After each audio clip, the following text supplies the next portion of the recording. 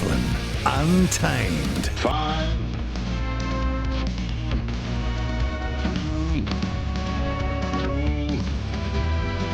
4, The platform. Welcome to the podcast, people. iOS, it's only sport. Martin Devlin and Lachlan War, the only truly independent daily radio sports show in this country. If you can't join us 1 till 4 live on the platform every afternoon, well, next best thing is where you are right now. What a show today. In no particular order, we talk the Masters, kicking off in the wee small hours, NZT tomorrow. What's it like to walk the course, to play in the greatest major in golf? Phil Tataurangi has done that. He joined us on the program. Champions League. All the quarterfinal first leg matches have been played. What do we know now that we didn't before the ties began? How different is it calling the Warriors games right now when the ground is absolutely packed to the gunnels and the team is winning, as opposed to a couple of seasons ago when we only won 6 games in the whole campaign and the crowd barely numbered 5,000? Glenn Lama from Sky Sport joined the program. Costo's Quarter Speaking League, where Jace joins us to pick game by game the NRL Round 6. We talked cricket with Simon Doull, including the question as to why several of our leading Black Caps prefer to sit on the bench and not play IPL T20 rather than join the international side touring Pakistan. We caught up with the Highlanders en route to Melbourne and also learned what you look for at the yearling sales when you want to buy a champion. Marcelo Montoya on the program as well. We played What Is More Chance of Happening? Tight 5 as we run through several sporting topics du jour and begin the show the same way every day. Tablets in hand, gather my flock. It is time for a sermon, and today it's all about being a sexist pig. Sexist pig! Let's go to the mountaintop. We live in an amazing, amazing world, and it's wasted on the crappiest generation of just spoiled idiots. Here's a sexist pig, misogynist question to consider.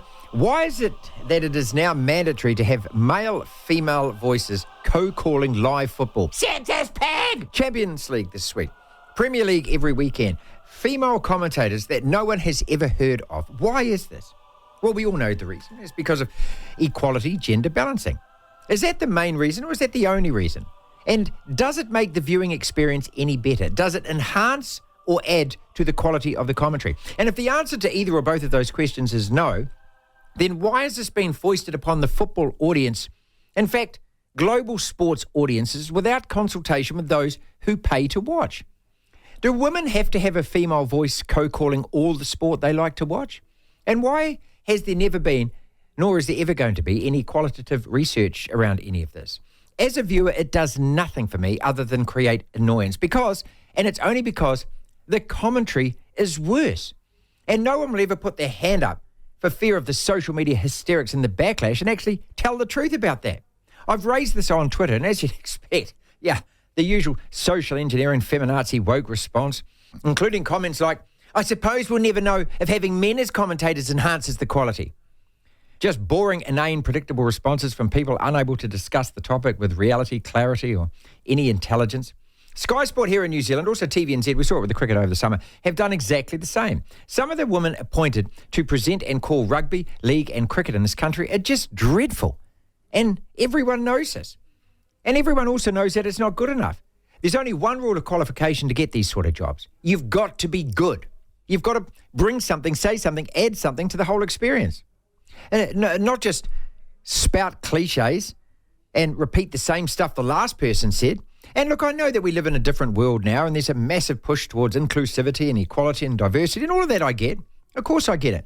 But why should it be detrimental to the viewing experience? And I'm not sorry to say this out loud, the vast majority of women that have been employed in these roles, and I'd say that across the globe, just aren't very good. There are those that are. Take NBA basketball, for example. Doris Burke, absolutely brilliant. In fact, a lot of the presenters and commentators and comments people that they use in American sports of the highest quality. That's because they're trained. Sky TV, TVNZ. You've got to stop this BS. You've got to train your employees. You've got to get them up to speed. And if the women that you're employing aren't up to it, then move them on. Just move them on. Because these jobs aren't about being male or female or binary or non-binary. They're just about being good. And if you're not good, you got to get gone. It really is that simple. Santa's pig! Devlin. What do you want? We want information. Information. You won't get it. The platform. Well, what is in the sports news, Lachlan? I'll start off with Freddie Lussick, the Warriors hooker, who could have, if things had gone worse, ended up with an 8-game ban after that tackle on, well, it wasn't a tackle, it was a charge in of a kick on Lachlan Ilias, both playing in the New South Wales Cup last weekend. Freddie Lussick getting a 4-game ban in the end, a dangerous contact charge that it was called on Lachlan Ilias, who's now got a broken leg. That shin bone, what's it called? Femur? Tibia? What one's that? Do you know? Yeah, it was the shin, wasn't it? Yeah, what's that called though? Shin bone. No, what's it properly called? No, forget it, you don't know. It's Anyway, not the fibia. that The fibia is your big bone, okay? So maybe it's the tibia. There's one of them is in your arm. It's not the labia. Okay, we're moving on. I'm not talking about that. Great news for the Crusaders and the All Blacks, actually, as well.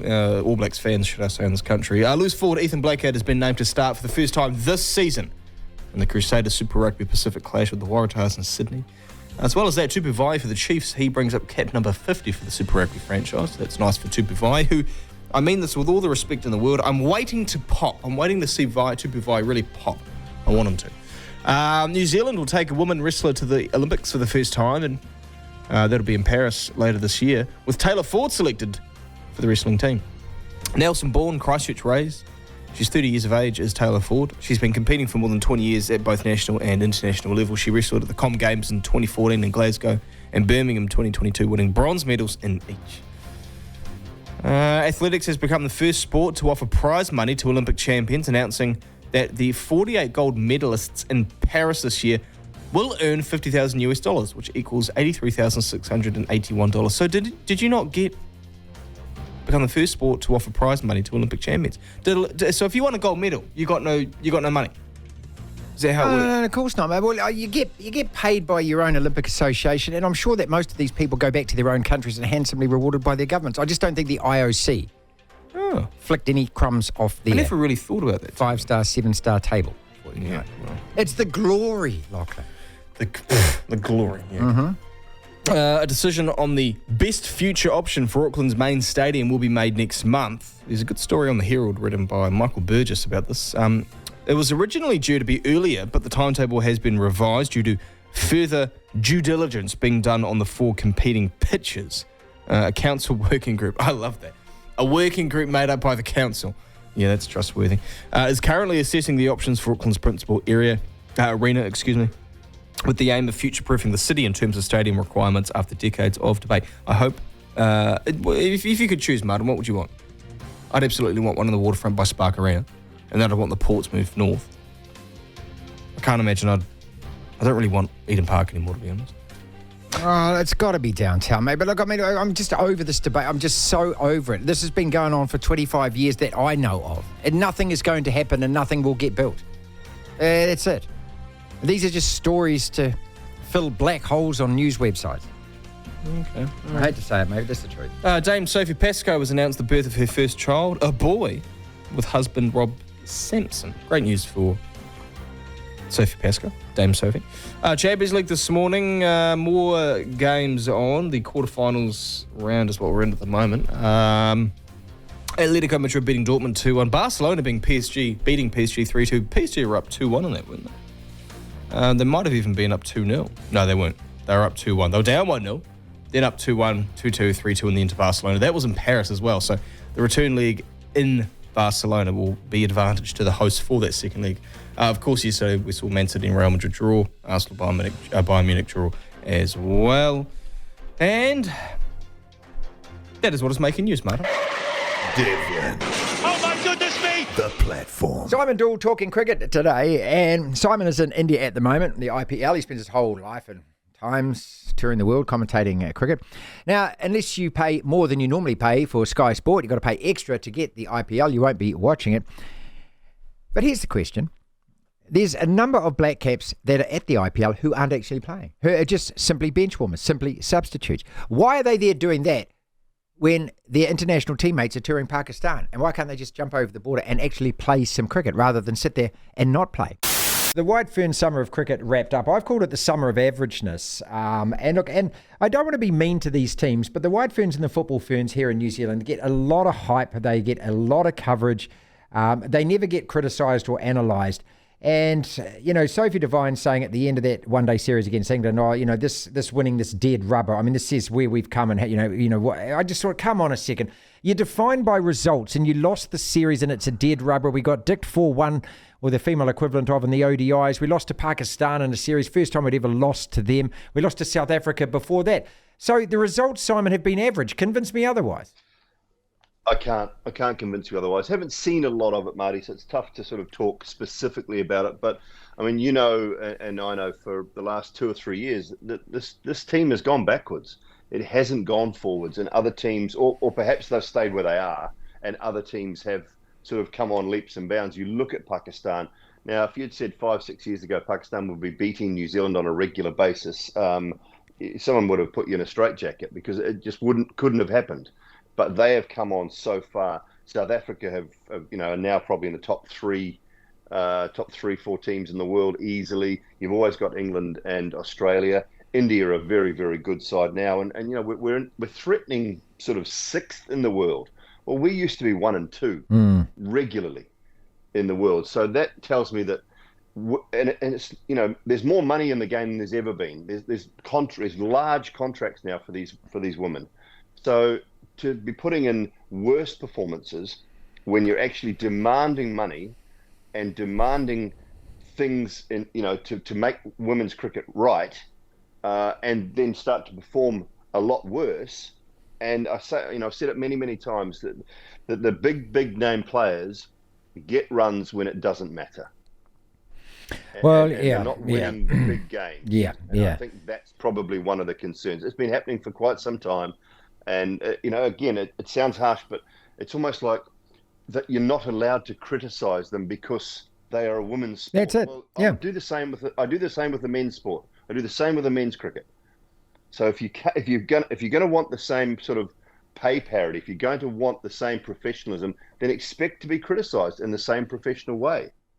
Lance Dry, who is the coach of the Wellington Blaze, came out with a few comments. I think it was after the first one day was lost, saying the fielding and the running between the wickets was poor. It was really poor during the T20 World Cup as well, and we all talked about that. Then trying to get hold of him afterwards, mate. The season finished 2 weeks ago. He was in meetings every single day. So obviously the clamper had come down from New Zealand cricket, and this is where I think they're making a big mistake. Because Sophie Devine had said to us, and I played you that quote once, that she wanted the criticism and the analysis. And I think it's patronising, Simon, not to treat the female athlete exactly the same as the male athlete like that. I mean, otherwise, why are they playing? They're not playing because, it's a la-la-rah-rah. They're playing because they actually want to win games. Well, I presume that's why because they want to win games and be the best in the world, don't they? Well, that's exactly what you would hope. And that's the thing. And, fielding and running between the wickets, that's an attitude and a fitness thing. And that's the other thing you're not allowed to talk about when it comes to women's sport is fitness. Yeah. And now I know they're going to have different fitness standards, as in levels. I get that, that you can't have them doing 14 on the beep test because it's just not the same. And that you would cull probably 90% of that team if you ask them to do that. The men's team have to do 12 or 13 or whatever it is. And I don't know how many of the women's team will be able to do that. I'm just sort of surmising, guessing. But they will have to have different fitness standards, but they've still got to be fit. They're professional paid athletes. They have to pass certain fitness tests. And running between the wickets, fielding is an attitude. Yeah. You have to want to do it.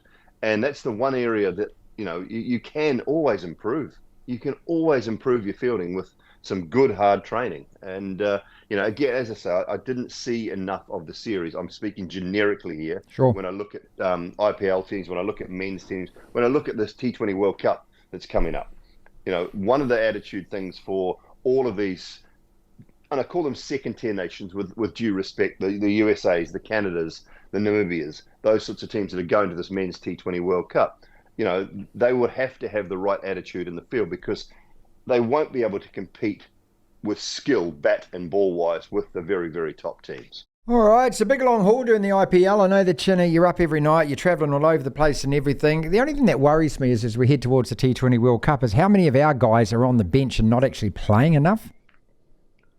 Yeah, and missing that series in Pakistan as well. So that's probably the main concern. You take a guy like Glenn Phillips, he really should be in Pakistan. Look, I know they're getting paid a lot of money to be in this tournament. Mitch Santner should be in Pakistan. Glenn Phillips should be in Pakistan, 100%. Mitchell, Ravindra, they're getting games. Kane's had 2 games, but I mean, I don't think he's going to play a lot more. If David Miller's fit again, Kane's not going to play a lot more for Gujarat Titans. So, he really should be in Pakistan as well. Lockie Ferguson should definitely be there playing some T20 cricket. I don't know that he's going to get a game for Bangalore. There's probably players I'm missing out there. Bolty's playing every game. If they select him, that's no issue for me. Matt Henry's going to be one of our key players. He's just arrived at Lucknow Super Giants. So, yeah, look, this is not a tour. This is not a tour. I don't think, Pakistan, where you're looking to find out too many things about too many players, because I think we should know at least 13, 14 of the players that are going to that T20 World Cup by now. And these guys have come out of 8 weeks. Some of them, Phillips in particular, might come out of 8 weeks having not played a game. And I don't think that's a great build-up to a T20 World Cup. To hear the full interview, download the platform at the App Store. Via Platform Plus, you can go back and listen to the whole show and all of the interviews in full. We need to talk. Your favourite game, Lachlan? It's your favourite game. to talk. It's your favourite game, Lachlan. We need to talk. Yeah. We need to talk. What is more chance of happening? Next! I present 2 scenarios to you and you tell me out of the 2 what is more chance of happening. Phil Tataurangi going to join us in about 10, 15 minutes. He's walked the course. He's played the course. Why is Augusta just held in such a high regard by all professional golfers in the world? We'll talk to them all about that. What we're not going to talk to Phil about is who's going to win it, because the same 5 names keep coming up, and then the Tiger question. I just want him to walk us through that course today, and that's what he's going to do. What is more chance of happening? Next! On what we saw today in the Champions League, Barca bounce back to win it all, even though they've had a pretty rubbish Serie A season, but they've just won away at PSG. So, either Barca... Well, hold on. Okay, hold on. Barca are up in the tie. They're up 3-2. They have the second leg back at home, correct? They play in La Liga, not Serie A. Sorry, La Liga. Sorry.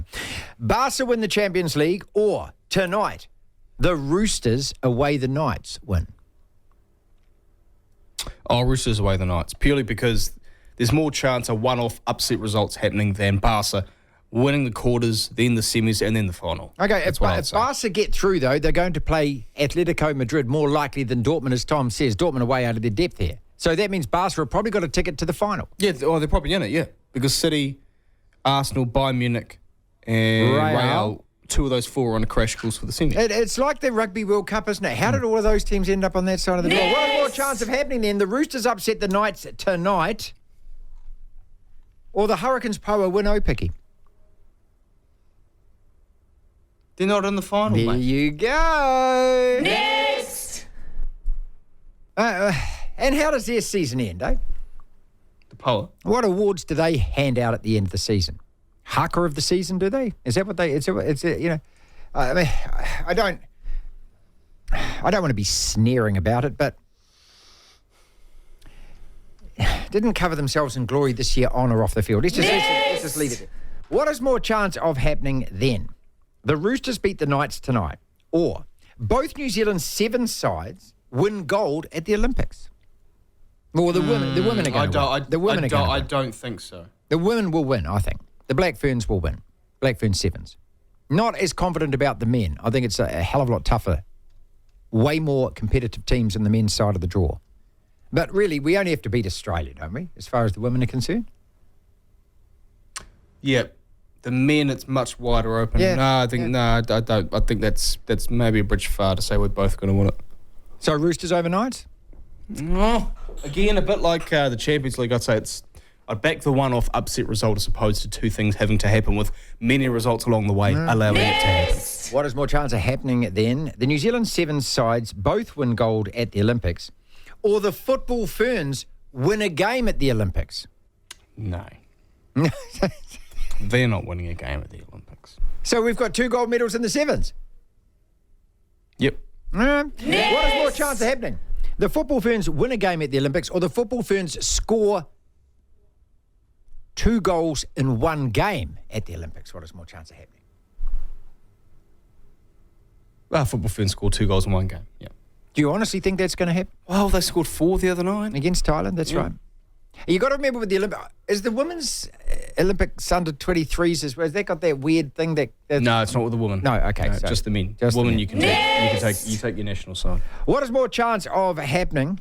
The Hurricanes win it all and win Super Rugby, or New Zealand Rugby, the provincial unions and the RPA get together this the weekend Hurricanes and they win Super decide Rugby. that for the Hurricanes good win of Super the Rugby. game, Come Lachlan. on, the Hurricanes win Super Rugby. Absolutely. What is more chance of happening there? Next. New Zealand Rugby, the provincial unions and the RPA get together and for the good of the game resolve and solve the dispute that's going on at the moment. Or the Chiefs beat the Hurricanes this weekend. Chiefs beat the Hurricanes. I actually think there's a good chance Chiefs beat the Hurricanes. Very good. They did it last year. There was a cracking game last year. The Chiefs, they're a bit of an anathema this year, aren't they? They just haven't really found... Look, the game against the Brumbies, they were magnificent. And after that game, I just thought they're going to romp and stop this competition. Remember, they only lost one round-robin game all of last year, and that was to the Reds in New Plymouth. And that was that goal line stanza where the Reds defended about 150 different phases, wasn't it? What is it about the Chiefs this year? Why do they just look in rhythm? They just don't look as cohesive as they did last year. They've lost some players, guaranteed. They've lost Sam Cane. They've lost Brody. Yeah, that could be part of it. I don't know. There's a couple of things. I mean, in sport in general, you don't really see teams back up dominant seasons. Well, Man City regular have. seasons. No, not really. They don't. It's not a carbon copy. You know, last year they started off really slow and then finished really well. You know, the year they got the century of points, they just bolted and no one caught them. The next year they started slow, finished really well, and pipped Liverpool to the title. Year after that, didn't win it. Year after that, started terribly, finished well. Year after that. Oh, okay. Good Let's the whole throw the way. Crusaders. Actually, you're right. The Crusaders didn't play that well. If you look at just the regular season results, teams don't usually. The only team I can really think of that kind of has done that is the Penrith Panthers in the NRL. But so the Chiefs maybe winning They even more started at the slowly, start or the end or whatever. Like it's never going to be the same. But part of it, yeah, I think losing Sam Cane and Brody is a good point. I think the strength of competition this year, the competition is certainly better than it was last year, and that's showing through a bit. There's not a standout best team. And also part of it, surely. I mean, this was the case last year, I guess. But maybe because I don't know. But I mean, they've rotated their team a bit here and there. They haven't had the same 15 every week, have they? I still think that if I was going to put a bet, I would say even though the Hurricanes are unbeaten, I don't know. I still have a niggling feeling that the Chiefs are probably going to win it all. Yes! But what is more chance of happening that the Chiefs do win Super Rugby this year, the grand final, or the Warriors make the top 4 again? The Chiefs win Super Rugby or Warriors make top 4. Both have got a hell of a chance of happening. Probably Warriors make top 4. Oh my God! Did you just say that out loud? Yeah. Did you just say? Yes, all right. I'm going to leave you a pause here. Say that All right, again. all right. Say it again. There's more chance the Warriors make the top 4. One involves the team winning something. One involves the team just finishing in. Why does it stick in your throat like that? Why do you find it so difficult to say and acknowledge that the Warriors are at the moment All the right, do you form want team my in the honest NRL? answer? They're not. Say it out loud. Don't. Tell me a team that's playing Stop better. it. Tell me one team that's playing better. I can tell you 4. Tell me- I can give you 3 or 4 Give me teams three that are and better 4. teams. Give me 4 then. I mean, that are better teams right now, all right? Penrith, without a doubt. If the Warriors played the Panthers right now, they'd lose. Oh, please. I tell you, if they played the Panthers side that turned up against Manly, they would beat that team. If the Warriors played the Panthers, if that game was on tonight, who would win? Truthfully, who would win? Warriors. Given what I saw last week with the Panthers, I'd say the Warriors win that game. If I wasn't your producer, I'd walk out of here. Oh, please, Seriously, mate. seriously. Why you've just got such a down on the Warriors, mate. No, I am sick. I'm sorry. Well, this is a result of your team choking in grand finals. You're so bitter and twisted about it. What I hate sports because I'm quite. You hate sports. I'm like you. I'm a very bitter sports fan. I've turned into it. It's probably because I started working with you. But I just really struggle, and I'm not having a crack. I'm not having a go. I don't hate Christ. these Just say people. like St David But Moyes I to Miles, find mate. it, You just I open find the door. it, I can go I make find a it cup of a coffee, little bit come back. unnerving Cup of coffee, when I'll there are make people one at the same time. who love their teams, big Go to fans the of their toilet, come teams, back from the toilet, he's still but they're talking about so it. overblown with their passion and support that they get a bit blinded and think that their team, like in this case, the Warriors, people saying the Warriors are a hot favourite to take out the Premiership. Just stop it. Give me the 4 teams that are better, you said. 4 teams that are better than the Warriors. Right now. And if they played tonight, they would beat the Warriors, in my opinion. You've said Penrith? Penrith, Melbourne, North Queensland, Manly. Oh, Manly. You're predicting that Manly are going to win this game? No, I'm not saying they're going to win this weekend. It's in Auckland. But if they play, I think Manly are a better team. One more then. Yes! What is more chance happening? And I'll tell you what, if they were healthy, I'd throw my Broncos in there.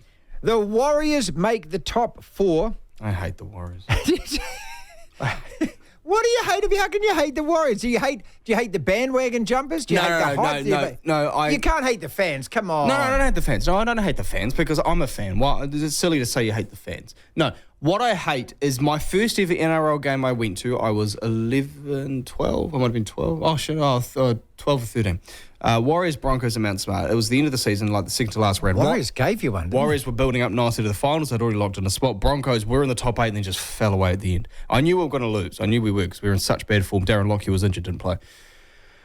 And the Warriors just tailed us. Yeah. And I swear, all 4 of the first tries the Warriors scored, which were all in the first half, it was in the corner on the side of the stadium that I was on, and it was just a chip kick, Manu, try. Chip kick, Manu, try. Chip kick, Manu, try. Chip kick, Manu, try. And I just stood there. I said, what the F am I watching? And there's one point where the Bronx got a try towards the end. The score was like 40 to 4. It was a garbage time try.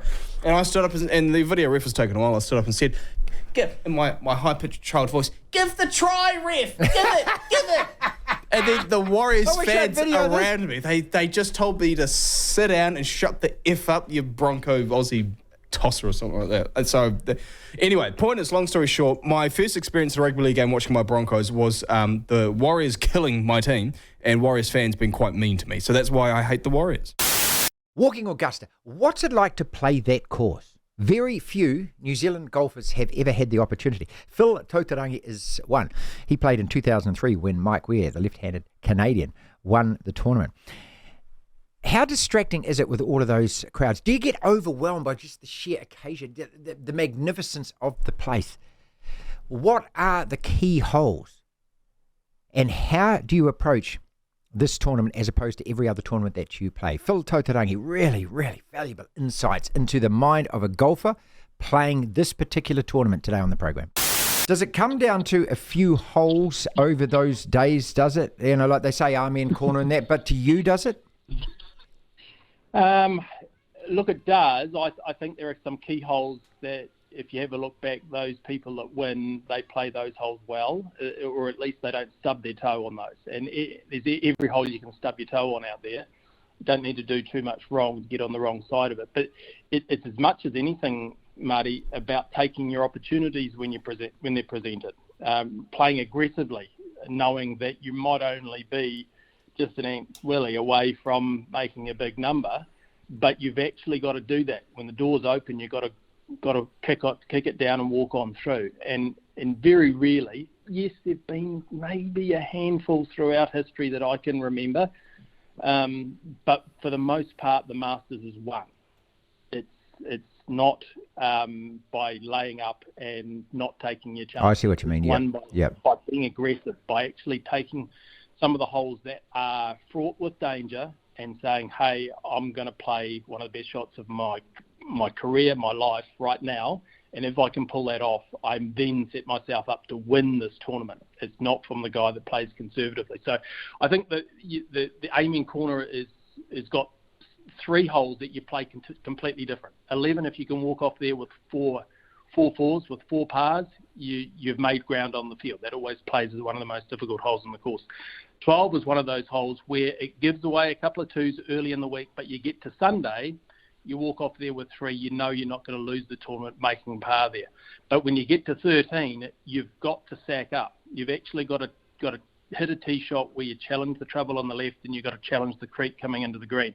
You've got to make, Sergio made 6 there, but it was like it was a 3. when he hit it in the rubbish there a few years ago. But for the most part, the winners take advantage of 13 and 15. And if you do that, you generally get the momentum to take advantage of 16. So, yeah, look, there are holes there. You just got to say, hey, you might beat me today. I'm happy with taking a par. But it pretty much comes down to those holes where if you're aggressive enough at the right times and you pull the shot off, you put yourself in the chance to win the tournament.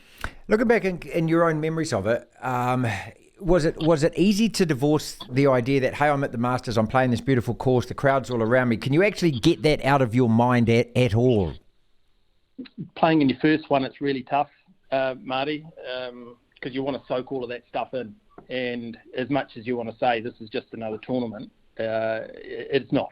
There's so many things about Augusta National that are completely different than any other week that you play throughout the course of the year. It was interesting, Ryan's comments, saying that last year was a bit of a circus, and probably he got away with it because he was crook, right? Over the he's doing everything he could just to stand up and play, and it was a phenomenal performance of his last year. This year, he's not as intimidated by it. He's familiar with it, and so it's a great place to get comfortable. A great place where if you get to play there a number of different times, you think, well, okay, and now all of a sudden the things that are a little bit different about this week, I'm quite familiar with, and so hopefully he can translate that into a performance again this year, because his form has been just a little bit rusty so far this year. Yeah, but what you were saying earlier, that it's a course made for guys that actually want to take the course on, and that's what he does, and that's what he can do.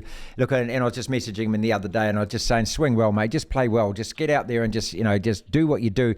And if it unfolds in front of you, you then take advantage of the next one, because he's really struggled this year. He said he's played some great shots. He's had the odd round, but then his tee shot goes off the bloody pole, And so, but that's what he's saying in 30 seconds is the goddamn game, isn't it? And the frustrations of it. Yeah, absolutely. And look, when you're on a roll, confidence is high. You still hit those shots, but somehow or another they just don't quite affect you as much. And when you hit a few of them a little more regularly, and of course you hit them on Friday afternoon when you've got to hit a couple of good ones to make sure you're around for the weekend, the confidence takes a little dip. And so, hey, look, this is a golf course you generally don't find your form, and I'm not trying to lay a big fat one on Foxy here. You don't tend to find your form at Augusta. It tends to figure out your frailties at this time. But as he mentioned, he's only a couple of swings away from things clicking into gear. The thing about Augusta is it's a bit like a test match as opposed to a 2020. If you can hang in there throughout the course of the week, the golf course starts presenting it and unveiling itself to you. If you dump your load, drop your ice cream on the first day or so, it tends not to give you a chance to come back. It's very, very psychological in that way.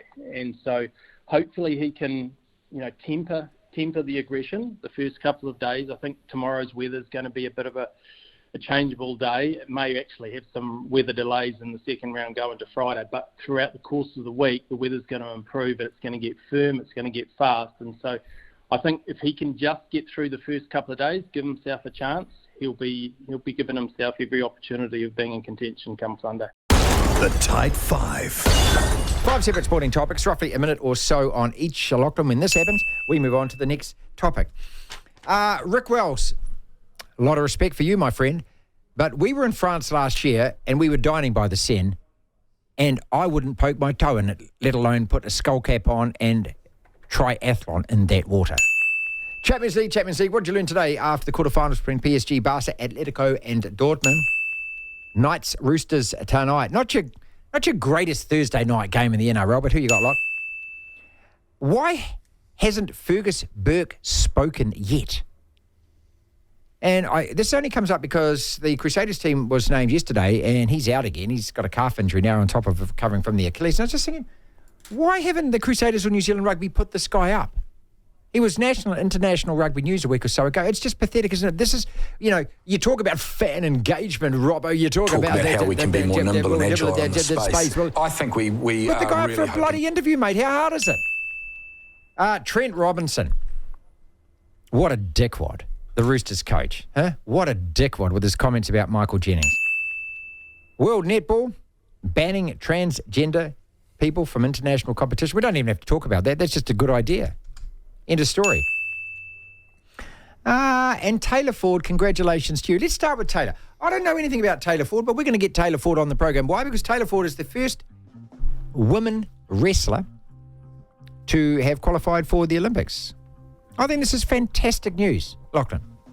I can't pretend to know anything about the woman at all, apart from what I've just read over the last couple of days in mainstream media sports websites. But I really like stories like this. Apparently she's been wrestling for 20 years, 30-year-old woman, and gets to go to the Olympics. How goddamn proud must her and her family be? Yeah. Terrific, eh? Absolutely. Yeah. Very Do terrific. your best. Get her on the radio for me, please. Freddie Lussick gets 4 weeks. I think you're lucky, pal. I think you take that punishment and you consider yourself lucky. You could have gone for a bit more of a skate. Is 4 weeks fair? I mean, the other guy's career could be absolutely stuffed now, mate. I would have liked 6. That leg break, you could hear it. You Now- could physically hear it on the TV. Yeah. It's sick. Don't do it. Don't do it to yourself, people. There are sometimes when a player gets injured and it's just so ghoulish, you think, I don't want to do it. I don't know why I did that. I wish I hadn't. It's less a case of the injury itself, because those sorts of injuries unfortunately do happen in sport and they can be accidental. It's more the action of doing it. Now, I'm not suggesting Freddie Lussick's a bad, nasty person. I doubt it. And, hugely. I'm sure he's a It was decent reckless, bloke. though, is what it it was was. reckless. Yeah. It was silly. And there's a reason that kind of thing's been outlawed, and that's why. Charging down the kicker and Exactly sort of why. essentially showing not putting the brakes on in that motion. There's no restraint there, eh? Yeah. And, and the only outcome is you either snap the guy's leg or you don't, and you snapped his leg. The deadline for Auckland Stadium, I just want the story to go away. Just either do it, make it, turn it, you sods, and turn us sod, or just leave us alone. I'll tell you what it is. The Auckland I'm Stadium bored with thing. it, mate. I'm so I'm bored as well. Bored with it. It is the same as the Warriors being a competitive top 8 side every Here single we year. go. Here we go. Because you're teased about something happening, something changing, something different, Has something new and changed. exotic. Has changed. It is new. It is exotic. you It's get- happening in front of your you eyes, get mate. let It's down the happening in same front of way your every eyes. single I'll time. say it right now. The Warriors finish ahead of the Broncos on the table. You can take that to the bank, mate. And you can get 6% interest on that deposit, Lachlan, right now. I am absolutely clipping that and saving it. Now, I'm not going to say that for sure we're finishing ahead of you, but for you to be so... Oh, really? You don't have the Broncos' confidence anymore? Mate, seriously, look at our injury list. Oh, but you're the Broncos with all those titles, mate. No one's got any of it. Are you going to finish above the Warriors? Yes or no? I don't know. Too early to say. I don't know. I really don't know. Listen to it. There's no confidence in that camp. Come on, you Dolphins. No. Tear them a new one this weekend. There's I'm confidence. so Dolphins There's this just no weekend. players. Go on, you Dolphins. Go on, you Redcliffe. There's just no players, mate. Rick Wells, again, all due respect, fantastic athlete. But when the French Olympic authorities say they may have to ditch that leg of the triathlon because of the state of the Seine, the pollution there. Now, remember, because of you, courtesy of you, beautiful listeners, sponsors and clients, put your hands in your own pockets to send me and Lachlan to cover the Rugby World Cup last year. Forever grateful for you. I hope we did you proud, and I hope we did a good job. And we certainly spent a fair bit of time when we weren't working scurrying around Paris. We didn't stay in the hotel rooms because they're smaller than a toilet. And we sat by the Seine on a number of occasions and walked along the Seine because that's what you do in Paris. Lachlan, I wouldn't let my dog put the toe in there. I wouldn't let the Prez put the toe in there. It's toxic. It's septic is what it is. The colour of it, for a start. You just know that nothing good is under the surface of that water. And as an athlete, I think you're really risking it to swim in it. You are going to get water in your ears, up your nose, probably in your mouth.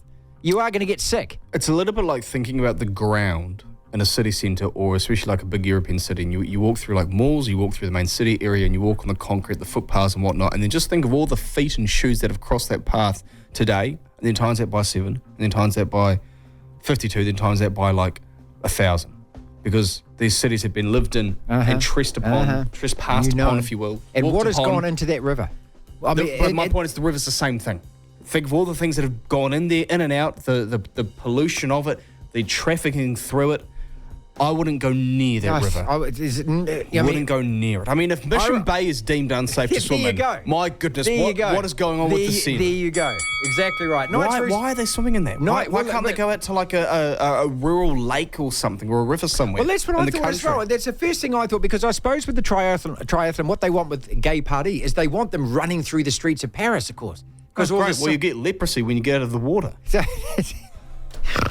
Knights Roosters tonight. It's not the greatest game, but it's still worth a watch, as it always is on Thursday. I love my Thursday night footy, even though I always fall asleep. I watch it in bed on the iPad. I always fall asleep. Who you got tonight? Yeah, you got to favour the Knights at home. Costo's Corner. Jace will go through this at 3:30. And fair play to Jason, who the last 2 weeks has got 6 out of 8 both weeks, Lachlan.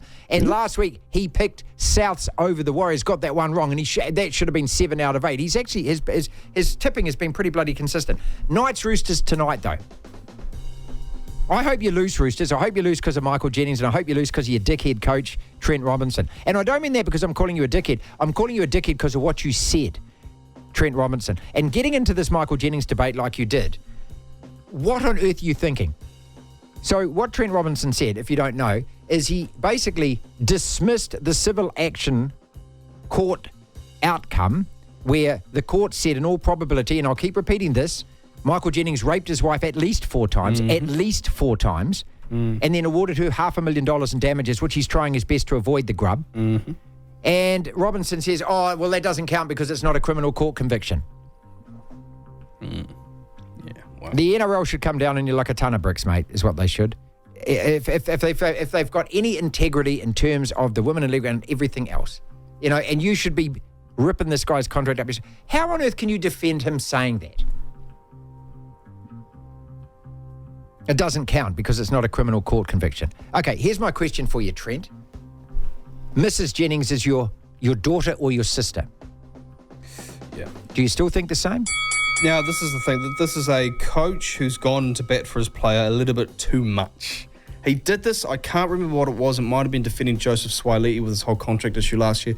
Trent Robinson did this last year with someone. Could have been Jared with his big swinging arm in that Tigers game. Big Jared with that.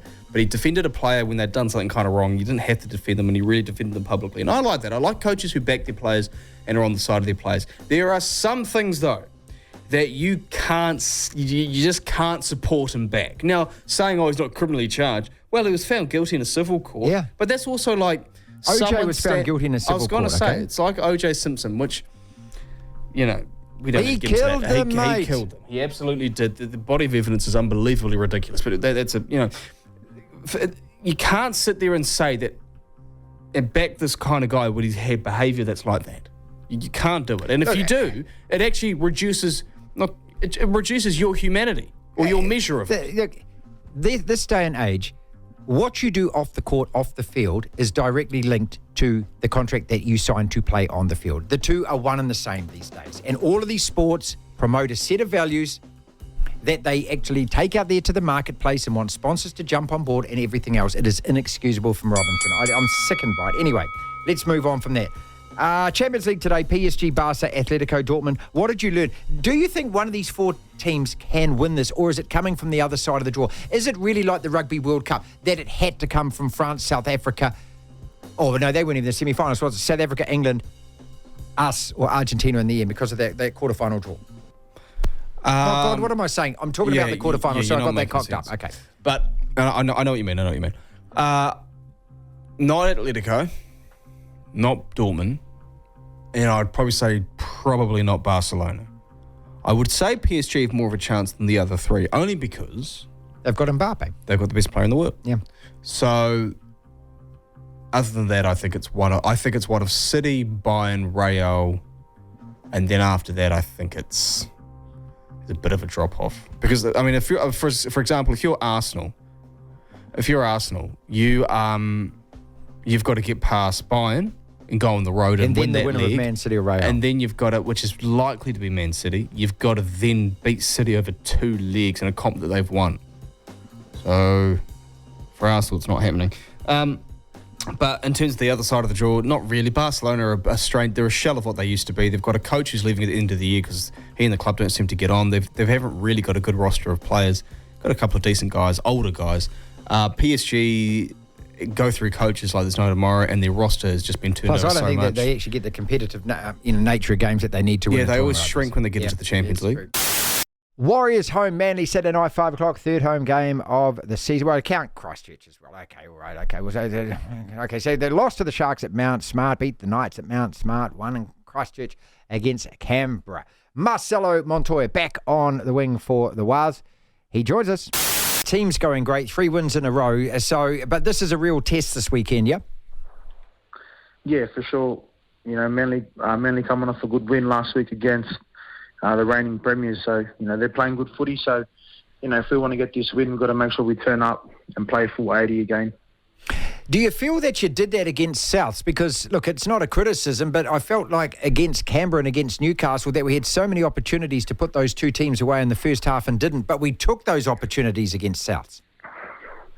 Yeah, for sure. And I think at times we did have lapses as well against South. So, I mean, yeah, when I say play 80, I mean, you know, make sure we're icing those opportunities and look like more often than not, making sure that we're taking advantage of those opportunities. So I feel we're putting ourselves in a good position when we're on the field, but it's more so kind of just executing the finer detail stuff under pressure. How good to have Devlin and also Kurt Cable back this week? Yeah, massive members of our squad. You know, everyone knows what Dale does on the wing, and then also what Kurt brings in terms of his experience, and also what he brings with his work ethic on the footy field. So massive inclusions for us, and it's good to see him back in training. Marcelo, do you feel you've had as many opportunities in these few weeks as you got last year? Is the ball coming your way enough? Oh, for sure. And, you know, look, to be honest, I feel, you know, what's best for the team is what's best for the team. And if that means that we're shifting the opposite way, or if it means we're shifting through the middle, or we're kind of flooding through the middle, then that's what worked for us. But I feel, you know, what's best for the team is what's best for me. I'm just happy if they're winning. So that's the most important thing for myself. One thing I've noticed this year, and I don't know whether it's just me thinking out loud about it or whether it's actually real, but I've noticed that there's been a hell of a lot of big high kicks coming your way, every game almost. Yeah, well, you know, when you look at most teams, you know, majority of teams are their halves are right foot kickers. So normally if you look at teams that kick to the opposite left-hand side, so that's their right. So most teams like kick that way, but when you look at Manly, they have threats across the field. You know, they've got Cherry Evans that can kick off both feet, and then they've also got Brooks that can kick as well. So, you know, we have to stay on our toes this week in terms of the back three and make sure we nullify them as much as we can. But yeah, I think most teams have right foot halves or right foot 5/8, and they might kick into to my corner. So that's just the way it works. That's the way I guess it crumbles. Yeah. How much work do you do that on training? Like, do you specifically during the week say, right, I've got to have half an hour here under the high ball? Yeah, for sure. Go on. For sure. I mean, for me, it's crucial in terms of my catching, and I like to bang a few out after training every day. You know, just to get that feel, I guess, and just understand where they're gonna kick and how they're gonna kick. You know, some halves like to do some floaters, where some halves like to do some end over kicks, or, you know, some like to kick more so on try line to their wingers. So for me, it's a part of my game that I want to make sure that I get better at it every day. And it's something that I focus on for sure. It must be a real confidence boost as well. When the first time that happens during a game, you catch it clean, you wrestle down to the ground, or you make a few metres or something. That must really kickstart yourself. Yeah, I mean, it's a great way to get into the clash. You know, when you're on the wing, you kind of want to get in there as fast as you can and get involved to get that first touch. But look, you know, it's part of my job, and it's something that I enjoy. So, you know, I'm looking forward to, obviously, this week. It's a big challenge for us. You know, they've got, like I said, they've got threats across the field. They've got players that can kick it from hooker too. You know, Croker from hooker can kick it as well. So, look, like, we've got to be on in terms of our communication, but you know, I'm looking forward to it. You said to us last year when we were talking that you hadn't been to the finals, hadn't played any final games. Well, you got a taste last year, mate, and hopefully let's go again this year. Yeah, look, it was a special feeling last year to be able to play my first final series, and it's something that I definitely didn't take for granted, because, you know, it's hard to get there, obviously, and look at it this year, and I think everyone's seen the start of the competition has been real close, you know, and there's teams there that are playing footy where you can't show up to an NRL game this year and be off guard and expect to win. You got to make sure you're on your A game from the start, and, you know, it's really, really close this year, I guess, from last year. So it's something that I want to make sure, you know, we focus on week to week before we start looking too far ahead. But it's something that I love doing, I guess. Look, and, you're so right. I mean, no one's unbeaten. I mean, that says everything after 5 rounds, doesn't it? Yeah, for sure. I mean, look how well like the Cows are playing, like early in the year. I think they went, 3 from 3 to start the season. Right, yep.